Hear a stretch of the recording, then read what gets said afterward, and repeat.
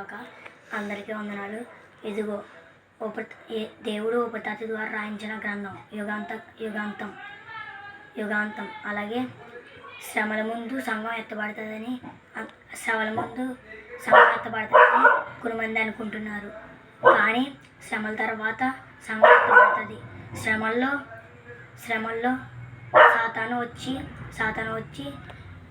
ముద్ర అమల్లోకి తీసుకొస్తాడు. అది వేసుకున్న వారు నిత్యాత్మను కోల్పోస్తాడు. వేసుకోలేని వారు దేవుడే కాపాడతాడు, పోషిస్తాడు. అలాగే దేవుడు మధ్యాకాశానికి